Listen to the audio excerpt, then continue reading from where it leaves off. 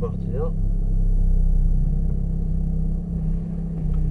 Je vois rien du tout dans les réseaux. Bah, Je regarde. non, ils sont pour moi. Ok, bah le champ il est où? Tu vois pourquoi je préfère qu'on soit un peu droit. Tu les mets là-dedans tout de suite. Décale vers toi. Ah bon. Trop capricieuse ces boîtes. Tu lui mets la 3. J'ai une voiture qui arrive derrière, donc je vais la faire passer à l'intérieur. Tu restes bien à gauche. Je relève ton ombrage. Oh non, mais mets-toi en 3, mets-toi en 3. T'inquiète pas, il y a de la ressource. On vient chercher l'intérieur, lâche ton levier de vitesse. Tu commences à accélérer, et encore, et encore, et encore, et encore, et encore, et 4. Décale bien, voilà, si tu veux mettre la 5. Là, il y a un peu de violence dans le moteur, hein, clairement. Ouais. Il se passe un truc. Voilà, nickel. Et tu vois, même ça nous ralentit un peu. Et ça y est, ça accélère.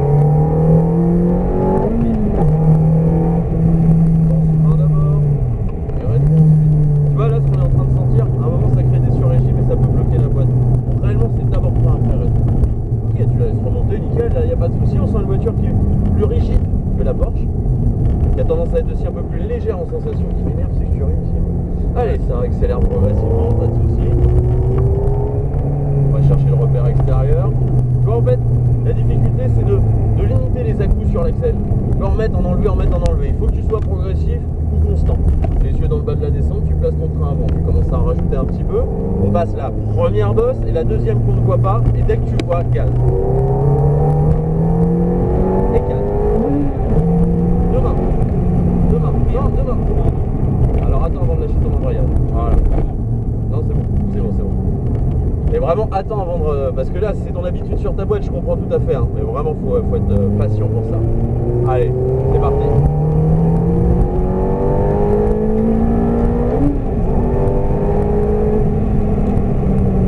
Là, passe en 4. Passe en 4, tu vas. Ouais, en fait, ça peut passer en 4 largement, peut-être dans l'extérieur. Mais là, bon, c'est bon, 4. D'abord du 3, voilà. Là, tu peux remettre ta 3. Et tu vois, t'as pas cet effet d'à-coup qui est violent pour le moteur et pour la boîte, donc ça va tout seul. Il est précis le train. Les yeux sur le haut. Ça, c'est le fait d'avoir justement une propulsion. Quand tu as une transmission en plus devant, ça a tendance à limiter la capacité de réglage du train avant. Donc il est un peu moins précis. Et ça accélère progressivement déjà. Tu maintiens, tu maintiens, tu maintiens, tu maintiens. Et tu vois, la moindre variation d'un demi-centimètre sur l'axel, ça a une incidence importante sur la réactivité du moteur, quoi. On place le train avant, pas de souci, on voit le bas de la descente. J'aime vraiment la précision que tu as en trajectoire. Donc ça, c'est cool. Souple au départ, dès que tu vois plus la ligne droite, ça y est. Deux mains. Là tu vises, tu vas te placer, d'abord tu la freines et maintenant tu peux remettre ta 3. Nickel. Et on limite les à-coups. Maintiens cette vitesse, on ne veut pas en perdre. Tu maintiens, tu maintiens, tu maintiens, commence légèrement à rajouter. Des braques. Des braques. Voilà. Décale. Voilà, là ça me plaît. Reste bien externe, place l'avant et gaz. En fait on rentre plus vite et on accélère sans casser l'élan. Alors t'entends moins le moteur, c'est clair, mais en fait en vitesse on est quand même plus rapide. Et 3, nickel. J'aime bien ce que tu fais. Les yeux sur le haut, tu laisses remonter la voiture, on est déjà en train d'anticiper le placement pour le repère corde suivant, nickel. On maintient une petite vitesse constante jusqu'à la deuxième corde et dès que l'avant est positionné, on peut commencer à lui en demander un petit peu. Souple sur le raccord de bosse, on vise déjà le repère suivant. Il y a un sentiment de facilité et de légèreté dans cette voiture qui est assez impressionnant. Les yeux dans le bas de la descente, tu places ton train avant. On en remet, attends bien de passer la première bosse ici. Pour ça y est, on lui en monte plus et ça passe tout au sol. Et 4. Nickel. Tu vises, tu la freines, tu peux lui engager ta 3. On reste remonté sur le haut, maintiens ta vitesse. Voilà, exactement ça. Viens la placer. Attends de voir comment ça débraquer. Et maintenant, on lui en met plus, de plus en plus, encore, bim. Fort au départ. Voilà, tu soulages, tu places l'avant, ça accélère déjà les yeux loin. Impeccable. Oublie ta boîte, d'abord du frein, oublie ta boîte. Là tu peux la rentrer. Les yeux sur l'extérieur, tu laisses remonter. On met en la position d'intérieur.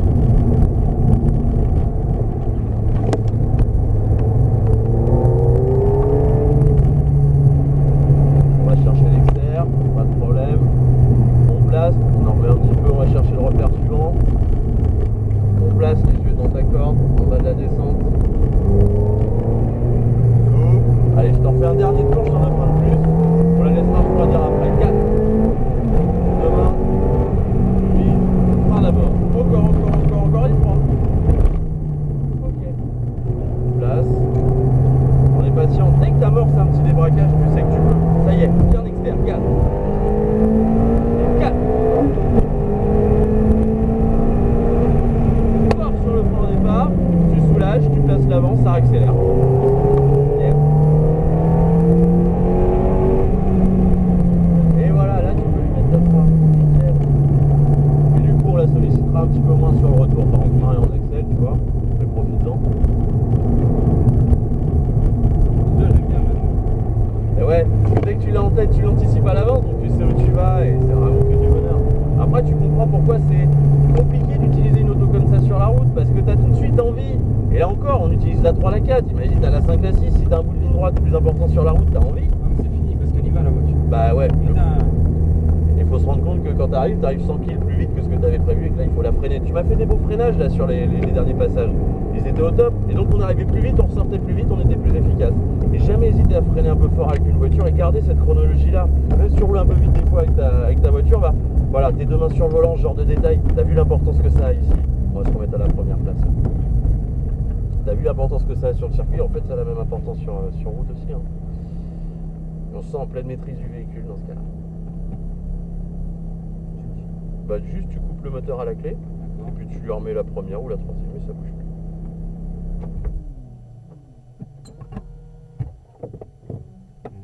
Bah écoute, j'ai consommé je sais pas combien.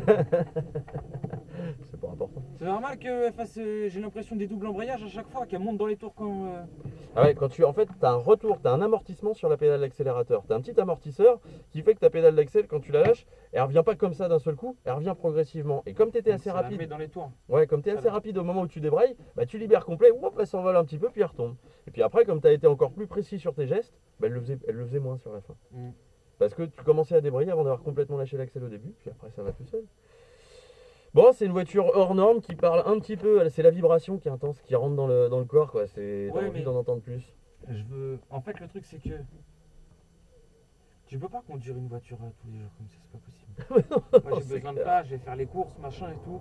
Donc, tu vois, le truc d'avoir pris un break, d'avoir... Je retire le casque, hein. Ouais, vas-y. D'avoir pris un break, machin et tout ça. Je sais pas. Tu vois, il y avait des trucs genre Golf R32, machin, en 3 ports, DM3, des trucs comme ça. Ça, c'est des trucs à la limite que tu peux conduire encore au quotidien. Ouais. Ça, c'est sur circuit, rien d'autre.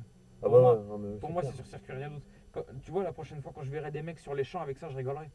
Bah oui, parce qu'ils vont mettre 3 coups de gaz, ça va être impressionnant, ils vont accélérer une fois, super, mais après t'en fais quoi? Non, bah oui, moi je te dis.